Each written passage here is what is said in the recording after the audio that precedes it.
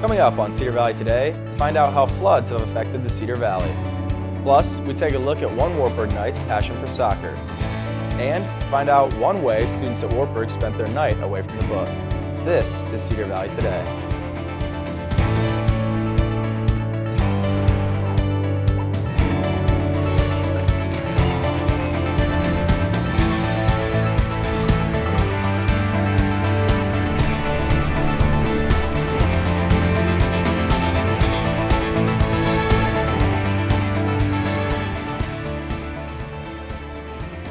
Hello and welcome to Cedar Valley Today. I'm Tyler Metcalf.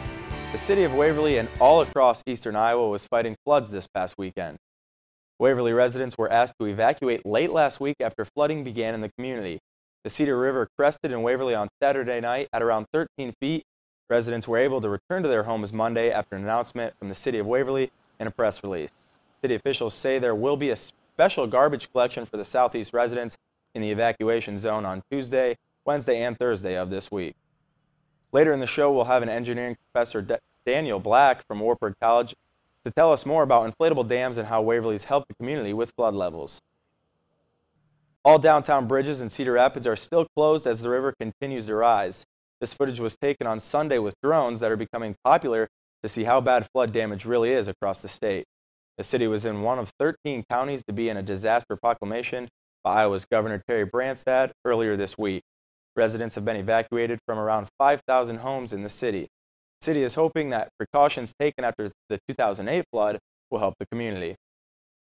If you look at Cedar Rapids, the work done immediately after the 2008 floods, the number of buildings that were moved out of the floodplain, we'll see in the next few days how that flooding goes, but certainly there were attempts at that time to move important infrastructure out of the floodplain so that repetitive flooding would not happen.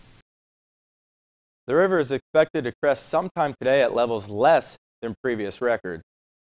When we come back, we'll take a look at your Wartburg Knights on the field.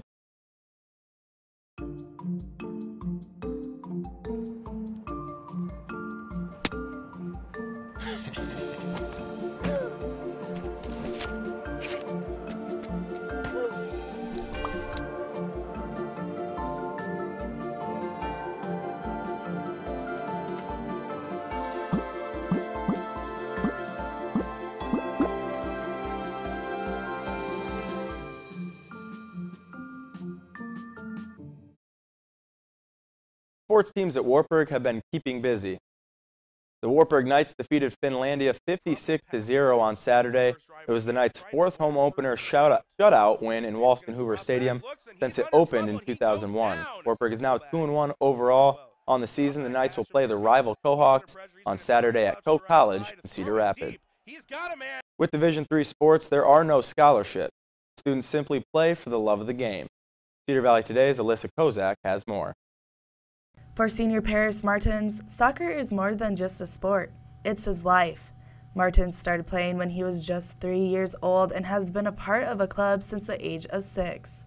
I've never really loved something like outside of my family as much as soccer before in my life.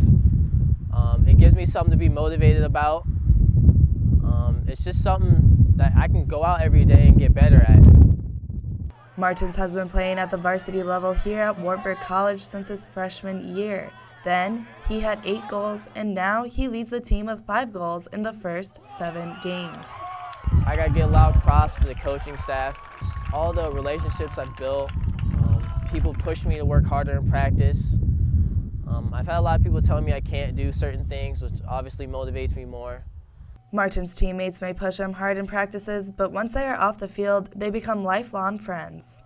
The minute practice is over, you go back to being what we call a brotherhood. It's what we want for this team, is a brotherhood. And so coach stresses that a lot. Together with the brotherhood, Martins wants to win conference, stay undefeated at home, and make it to the national tournament. Martins also wants the team to have a good balance between being an athlete and being a student. First things first, academics are always number one. My mom definitely stresses that a lot. But just trying to balance everything, it's really hard. I remember coming in freshman year and I was like, oh my gosh, I have so much homework. I have to go to practice, we leave and travel, I'm gonna miss class. A big key to that is just staying close with your professors. They're understanding, if you have to miss class to travel, don't just skip class. It's definitely a big key. Just don't just skip class. Make sure you talk to your professor.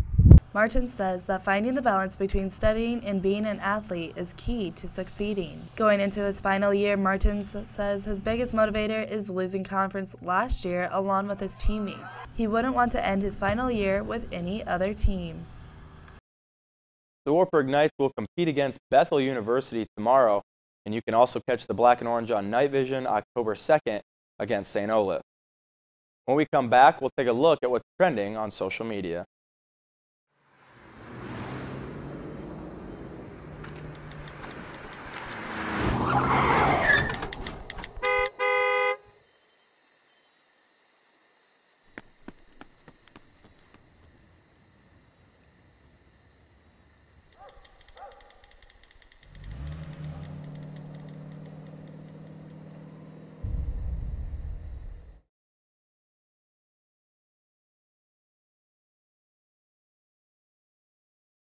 Let's take a look at what's trending in the Cedar Valley. Over the weekend, the Cedar Valley Humane Society took in many animals displaced from Benton County and Lynn County. At this time, they are at the capacity for dog holding and encourage those needing temporary dog housing to find a temporary foster home. They're asking for dog and cat food donations of any brand and type. Blankets and cleaning products are also very important. Junior Erin Jones is continuing her tear this season, being named to an all-tournament team for the 4th straight weekend. She was named the Iowa Conference's Female Athlete of the Week, as well as the Offensive Player of the Week, with 52 kills and 21 blocks in 5 games. The next home volleyball game is Wednesday, October 5th at 7 p.m. against Luther. With flooding in Waterloo and the Cedar Valley this weekend reaching record levels, one community came together. With a video that went viral, Waterloo has put themselves on the map. The group of citizens came together to save a deer on Friday from the Cedar River. Safe to say, deer aren't just for hunting in Iowa. And Wartburg juniors and seniors, make sure to check your email and vote for the 2016 Homecoming Court. Click on the link in your email to vote for up to 5 king candidates and up to 5 queen candidates. Voting will end Wednesday, September 28th at 11:59 p.m.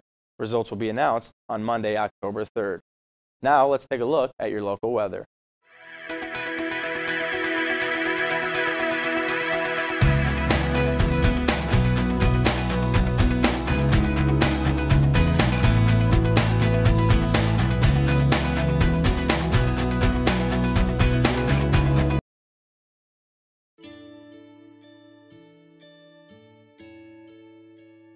Calls me googly eyes. You know you're beautiful, right? You know that? Even you're beautiful. I got bullied for wearing glasses. Share if you're against bullying. We put it out there, just took off. 3 million people have shared this post. Don't let bullies get you down. I stand with you. Our whole family's wearing glasses. I wear glasses and I'm proud. I even have the army on my team. All the kind comments brought my child joy. I don't feel thank you is enough. That's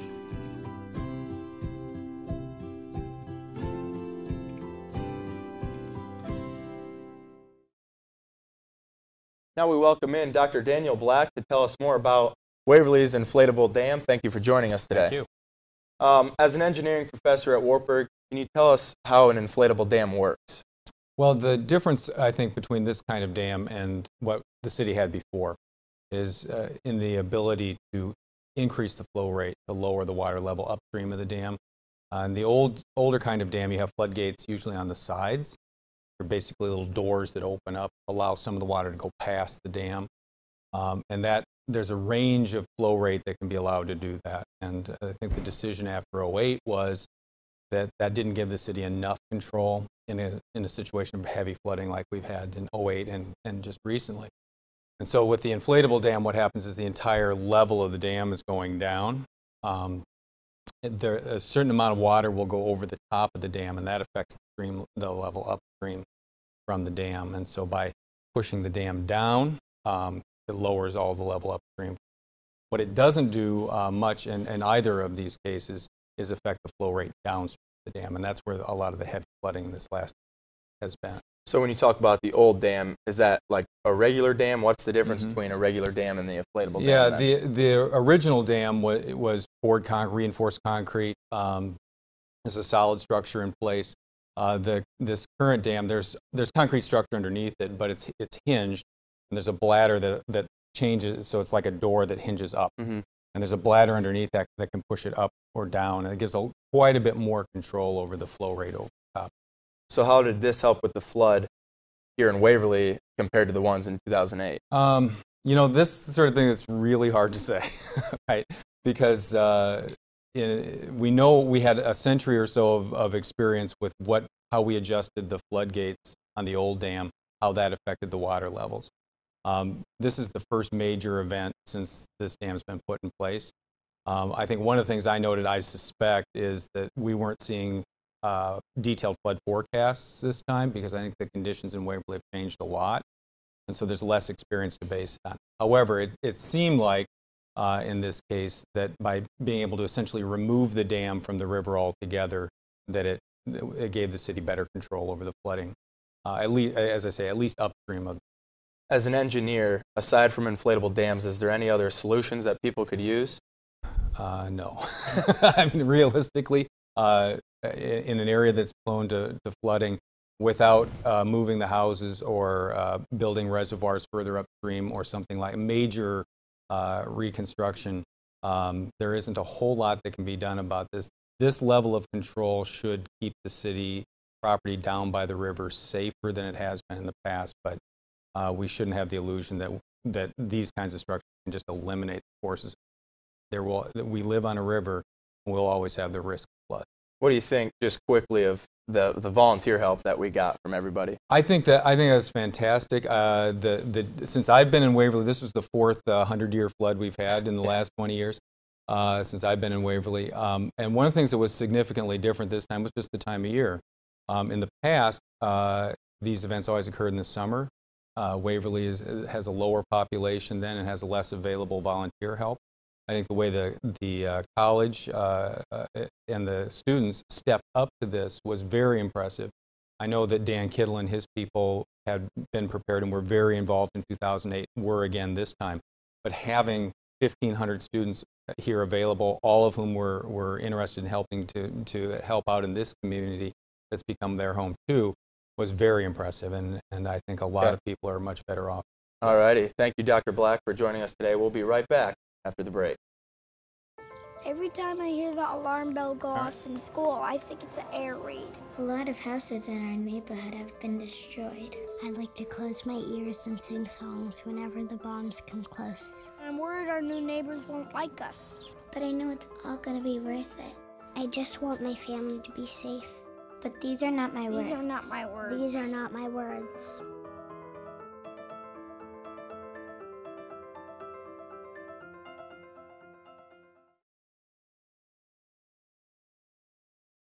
Students across the Wartburg College campus gathered to spend a relaxing night away from their homework. Entertainment Tonight, an on-campus event planning organization, offered students the chance to play bingo and win prizes. ETK also handed out punch cards so that when students attend an ETK event, they get another hole punch. After 5 punches, students can enter their names into a raffle. I think that having people come to events is a good way for people to kind of interact with people that they might not normally interact with. And we also have, like, for bingo night, for example, we have prizes. And so that's something that's fun that helps get people to our events.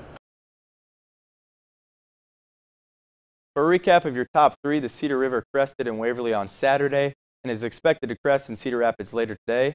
Wartburg Knights Paris Martins is playing for the love of the game, and ETK is bringing students across campus together with different events like bingo. Thank you for watching Cedar Valley Today, and be sure to follow us on Twitter and like us on Facebook. Don't forget to register to vote, as today is National Voter Registration Day. Have a great day, Cedar Valley.